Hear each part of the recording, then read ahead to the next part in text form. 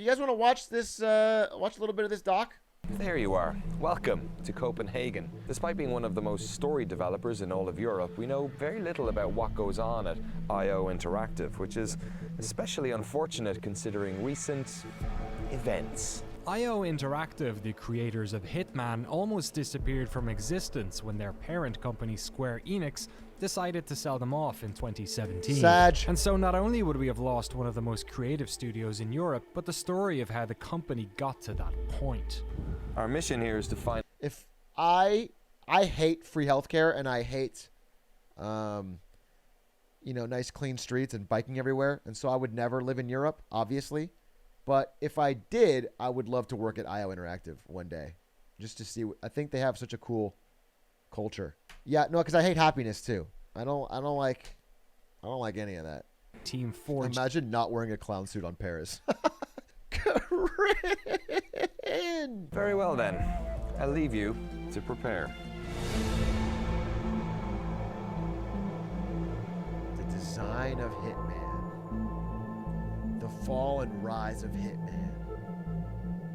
That if you really want a Hitman experience, it has to be about the player and his relationship to the target, and the nature of how you take out the target needs to be on your terms. Yeah. It can never... The cool thing about Hitman is how you kill the target is your play style. Every player will do it differently. Like, some people will sneak around, some people will snipe, some people will poison. Linkus will fucking shoot every guard in sight and snap all their necks. Like, there's a million different ways to do it. That's what's so fucking fun about Hitman. We didn't feel right at that point either, right? So it was a complete...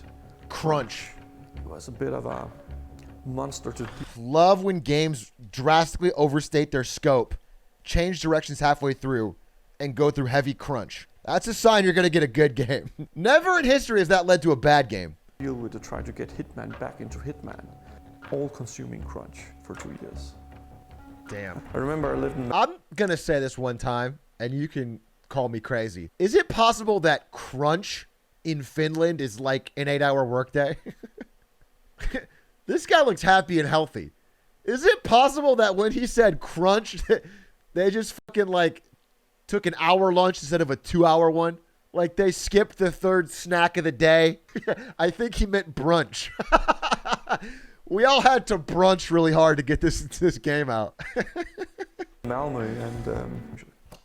Reviews were strong. Players were saying it might be the best Hitman game they had ever made. It was. But it it is. still wasn't selling. Sag. While in the background, the studio was still working on it, adding new maps, new elusive targets, and more ways of playing the game. The hope was that with each new level, more players would be converted, and that by the end of the game's first season, once the final version was available, they'd see a flood of new players. But this constant work was starting to take its toll. The challenge was that we had Bangkok, Colorado, and Hokkaido to finish. It's funny they spent 17 months crunching to finish Bangkok, Colorado, and Hokkaido, and I beat those 3 missions in 4 minutes flat. Bangkok's a minute 27, Colorado's a minute 16, Hokkaido's 54 seconds.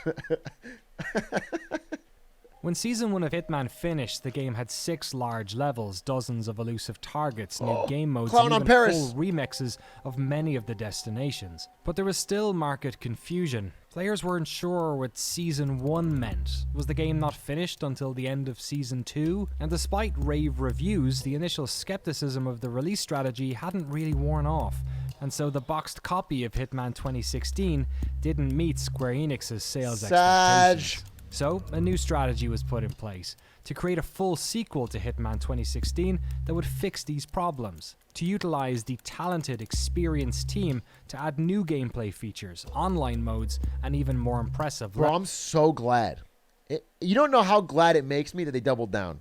The fact that they saw Hitman 1 not sell that great, I mean the new Hitman, and said let's double down and make more and make Hitman 2, I'm so...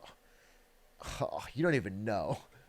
Because it was such a good game, and I'm just so glad they made more of it. Hakan was promoted.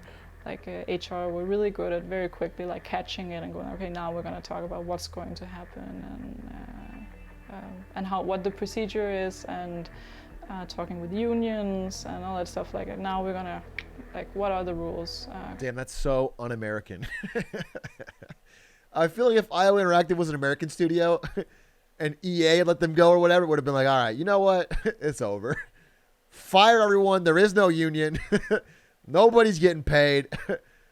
We're selling all the game parts for scrap. Hitman now belongs to a mobile game developer in Taiwan. It's now going to be Hitman Adventures on the Nokia phone only. And put everything in this brown box because we're selling the rest. I mean, time they rather amusingly refer to as Squexit.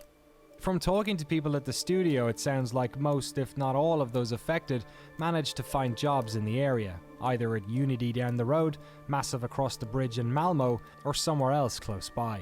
The other thing that stood out to me from our time at the studio was how much respect the remaining staff seemed to have for Square Enix.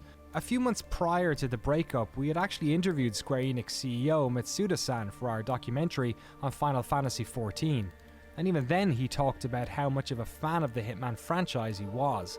But away from the media, both Square Enix and IO's management were trying to find a new home for the studio and the Hitman IP. But instead of just selling off to the highest bidder, rather decently, Square Enix ensured that any deal was to be a three-way negotiation between all concerned parties. There are some other companies that both Square Enix and we were not interested in. In all this in this process, bro, you can just say EA.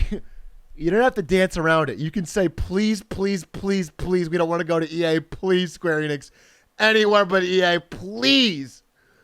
You don't have to dance around it, bro. We get it. We know who you're talking about. We did change the scope for the other maps. When we had Squexit, we were planning on 5 locations, actually. Five large locations.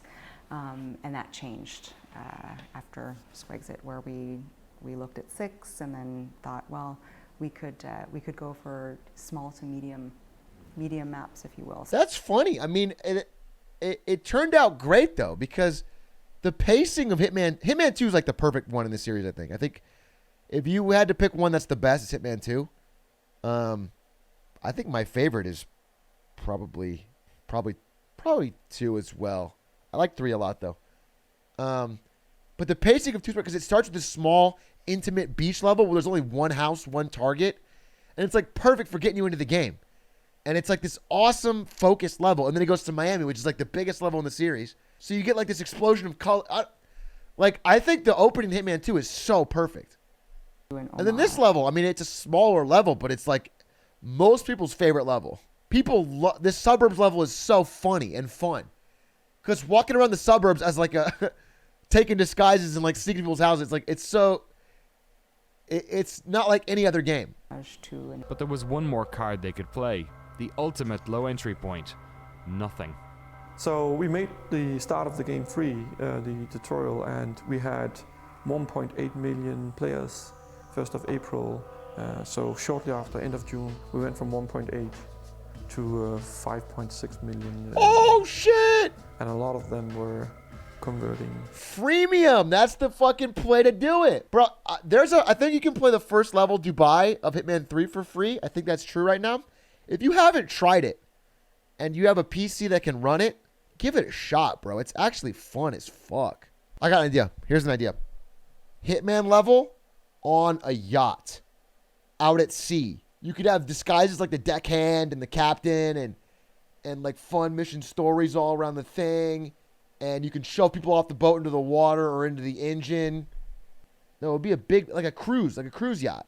No, tutorial's not like that. Tutorial's like one kind of medium-sized boat. And it's also a wooden boat and it's fake.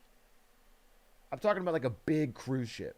Target and a... Yeah, imagine you can crash the yacht and kill everyone on board.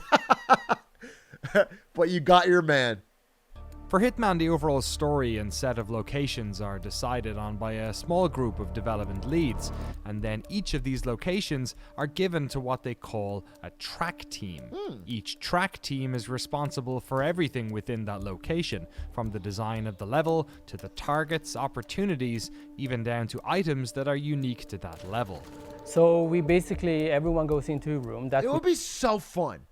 I can't imagine a more fun, I mean, in terms of like a game design job, to like just sit in a room with a whiteboard and brainstorm all the stuff you could put into a Hitman level. Like, say you were designing this level. Like, oh, you could have let's have a birthday party, and let's have a real estate mission, and all the different ways you can kill them. Let's have a fucking exterminator that you could dress up as.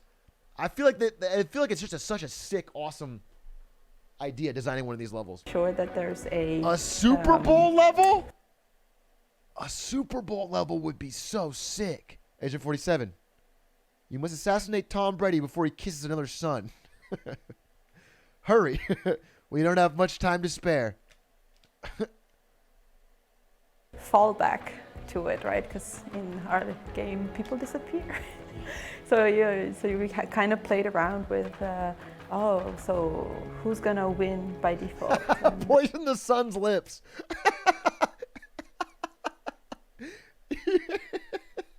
You poisoned Tom Brady's son's lips to get to him. It's the only way to get Silent Assassin. On a level for a year or more, which causes a rather unique situation where often designers on one track won't play another track's location until they're nearly finished. Marta started at the company working on ambient characters in Sapienza, a job perfectly suited to an Italian national. And after spending most of the development of Hitman 2 working on the race in Miami, she's now been given the responsibility of the game's second DLC map, a tropical island. I enjoy playing my levels after. What? You worked on the tropical island? You worked on Haven? Little too busy to fix the walls, huh? You have had Meta before, and she was working on the back. Meta would never do this. Testing her game before, and I was like, oh, this is way better. It's not fair. And I was like, people are going to hate the other one. You're so right. You're so right. I played metas and I loved it, and I hated the other one. I hated yours. There's only 2 DLC levels, yours and hers. Fire video. That was fire. That was sick. It's cool seeing their jobs. It's cool seeing their jobs. Check it.